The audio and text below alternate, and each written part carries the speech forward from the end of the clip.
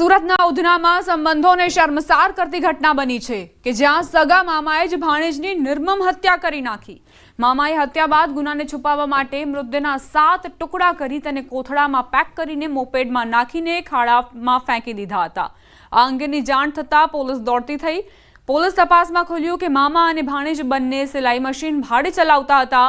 ઘણા સમયથી ભાણેજ હિસાબ કરી નફો બતાવતો હતો પણ રોકડ મામાને આપતો ન હતો, જેથી હિસાબોને લઈ બંને વચ્ચે ઝઘડાઓ શરૂ થયા હતા। બંને છૂટા પડવાનું નક્કી કર્યું હતું। તે પહેલા જ ઘરે ગયા બાદ મામાએ ભાણેજને મોતને ઘાટ ઉતારી દીધો। હત્યાનો 1 મહિના પહેલા જ પ્લાન બનાવ્યો હતો। ભાણેજ ઊંઘમાં હતો ત્યારે જ મામાએ હથોડી વડે તેના માથામાં ગંભીર ઘા મારી તેની હત્યા કરી નાખી હતી। હત્યા કરી પુરાવા છુપાવવા માટે યુટ્યુબ પરથી જાણકારી મેળવી હતી। છેલ્લા 1 મહિનામાં તેણે 20 વખત અલગ અલગ માહિતી મેળવી હોવાની પોલીસ સમક્ષ કબૂલાત કરી। પોલીસે આરોપીની ધરપકડ કરી વધુ તપાસ હાથ ધરી છે।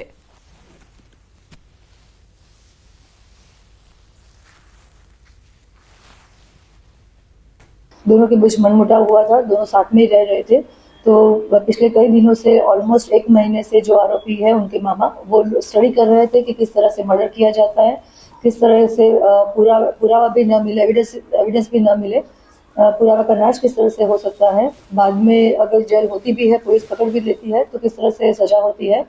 लेकिन उनका प्रायोरिटी तो यही था कि किस तरह से पुलिस के पास भी पुलिस भी उनके तक ना पहुंच सके।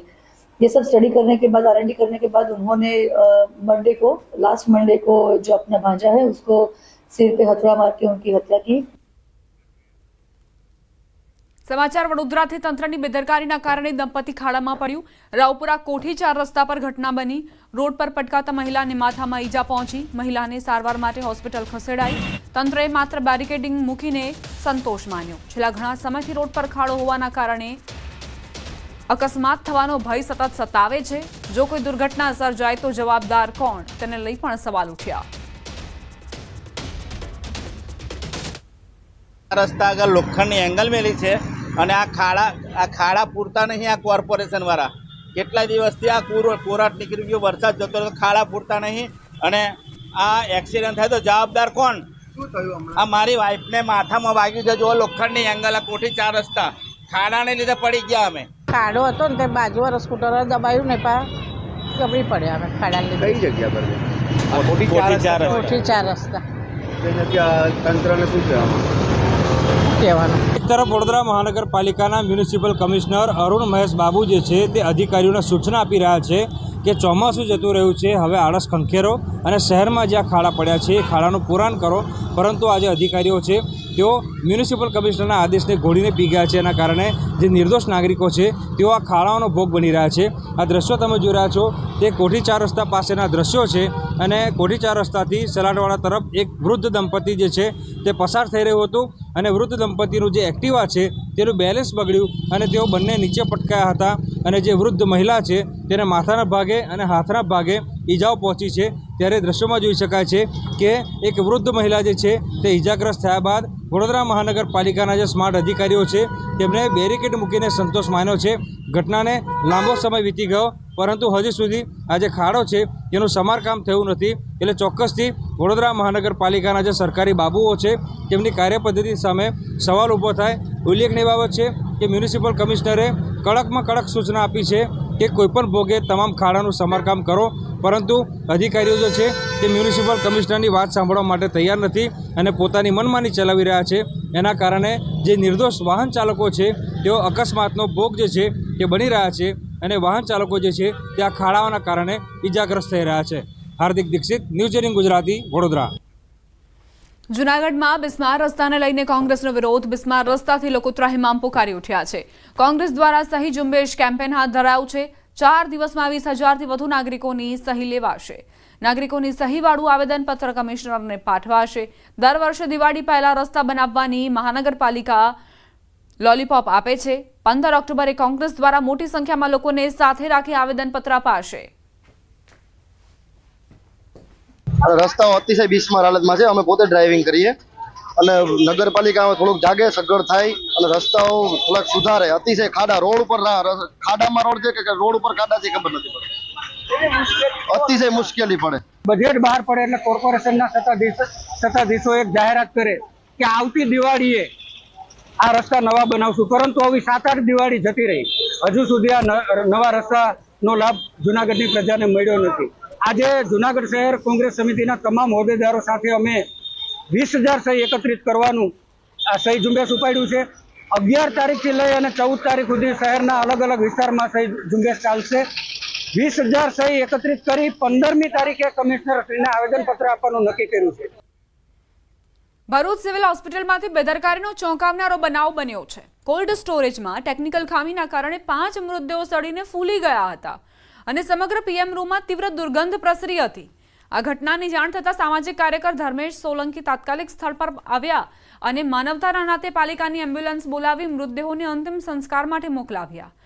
હોસ્પિટલ પ્રશાસન હવે કોલ્ડ સ્ટોરેજનું સમારકામ કરી રહ્યું છે, પરંતુ અગાઉ પણ આવા બનાવો બન્યા હોવાથી યોગ્ય જાળવણીને લઈને સવાલ ઉઠી રહ્યા છે. ભરૂચ સિવિલ હોસ્પિટલ પર ના પીએમ રૂમ પર હું અને મારી ટીમ આવેલ, જ્યાં અમે કોલ્ડ સ્ટોરેજ ખોલતા એટલી ભારે દુર્ગંધ મારી હતી કે અમારે બહાર નીકળી જવું પડ્યું. માખીઓ પણ ગણગણાતી હતી. કહેવામાં આવે છે કે આ કોલ્ડ સ્ટોરેજ છેલ્લા 2 દિવસથી બંધ હોય અને આ મૃતદેહો અંદર જ હોય, જેના કારણે આ 5 મૃતદેહોની હાલત ડિકમ્પોઝ થઈ ગઈ છે. માણસ ઊભો પણ નહીં રહી શકે એટલી દુર્ગંધ મારી રહી છે. મારો તંત્રને અનુરોધ છે કે અમે પણ એક વ્યક્તિ છે આ લેવા લઈ જવાવાળા, અમારે પણ સ્વાસ્થ્યની એ લોકોએ તકેદારી લેવી જોઈએ, ચિંતા કરવી જોઈએ, જેથી કરીને આવા મૃતદેહ લઈ જતા અમને કોઈ તકલીફ ન પડે. બનાસકાંઠા જિલ્લા સહકારી દૂધ ઉત્પાદન સંઘ લિમિટેડની ચૂંટણીમાં આજે મહત્વપૂર્ણ પરિણામ સામે આવ્યું. જિલ્લાની માત્ર દાંતા સીટ માટે ચૂંટણી યોજાઈ હતી, જ્યાં ભાજપના સમર્થનથી લડી રહેલા અમૃત પરમારને વિજય પ્રાપ્ત થયો. આ જીત સાથે દાંતા સીટ ઉપર છેલ્લા 32 વર્ષથી ચાલતું એકધારી શાસનનો અંત આવ્યો છે.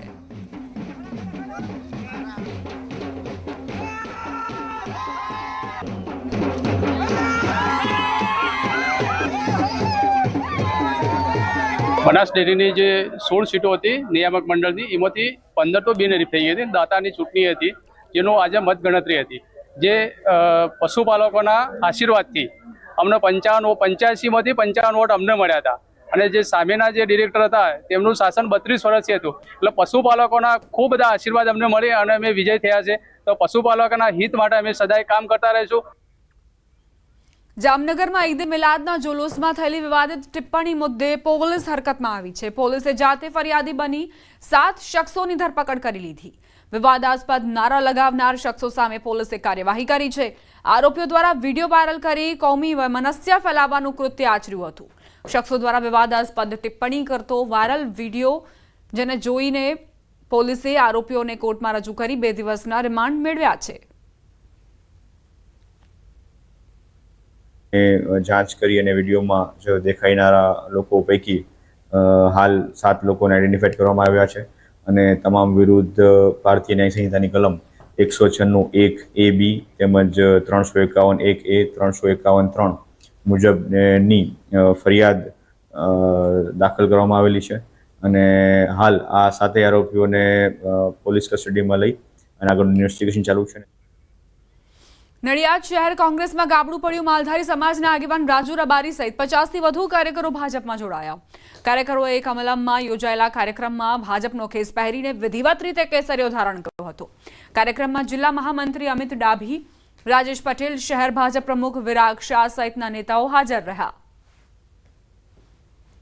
માલધારી સેલનો પ્રમુખ નડિયાદ શહેર કોંગ્રેસમાંથી આજે વિધિપૂર્વક કોંગ્રેસને છોડીને ભાજપમાં અમારા 50 મિત્રો સાથે અને વડીલો સાથે હું ભાજપમાં જોડાઈ રહ્યો છું.